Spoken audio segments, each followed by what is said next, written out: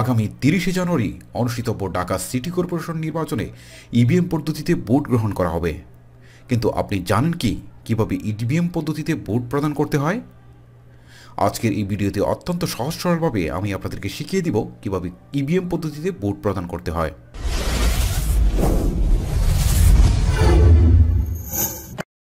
EVM পদ্ধতিতে vote প্রদানের জন্য আপনাকে স্মার্ট কার্ড অথবা পুরাতন ন্যাশনাল আইডি কার্ড সাথে নিয়ে ভোট কেন্দ্রে যেতে হবে।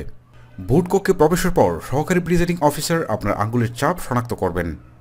ইভিএম মেশিনে আপনার আঙ্গুলের ছাপ প্রদানের সাথে সাথে আপনার ন্যাশনাল আইডি কার্ড অথবা স্মার্ট কার্ডের যাবতীয় তথ্য মনিটরে ভেসে উঠবে। যদি আঙ্গুলের ছাপ দ্বারা আপনাকে শনাক্ত করা না যায় তবে স্মার্ট কার্ডটি ইভিএম মেশিনে প্রবেশ করে আপনার তথ্য যাচাই করবেন। স্মার্ট কার্ড না থাকলে 13 ডিজিট অথবা 17 জিবিতে জাতীয় পরিচয়পত্র দ্বারা আপনাকে শনাক্ত করা হবে।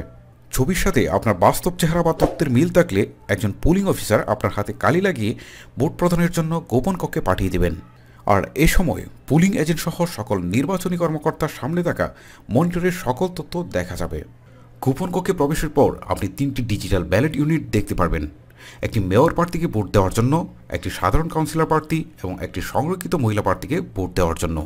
ডিজিটাল ব্যালট ইউনিটে প্রার্থীর নামের পাশে একটি করে সাদা বোতাম রয়েছে, আর ব্যালট ইউনিটের একদম নিচের দিকে থাকছে সবুজ এবং লাল বাটন।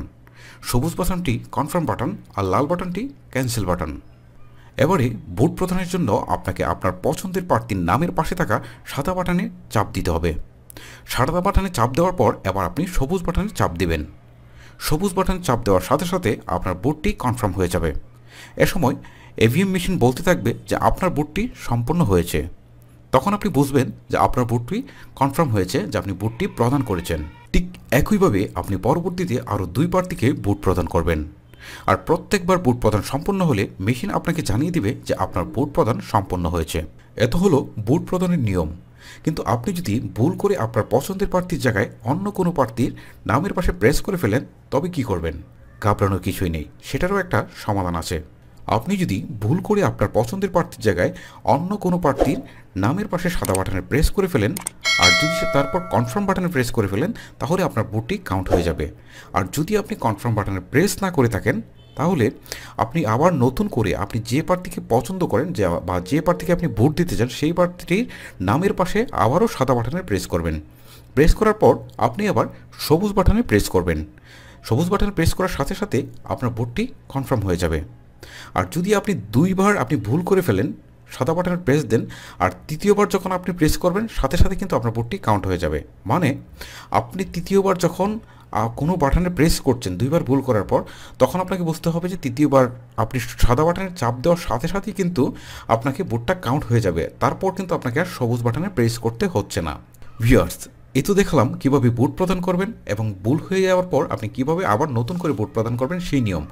এখন প্রশ্ন হচ্ছে, আপনি যদি কোনো প্রার্থীকে ভোট না দিতে চান, অর্থাৎ আপনি না ভোট দিতে চান, সেটারও কিন্তু প্রসেস রয়েছে। আপনি না ভোট দিতে চাইলে আপনার সবুজ বাটনের পাশেই আরও একটা বাটন রয়েছে ক্যান্সেল বাটন।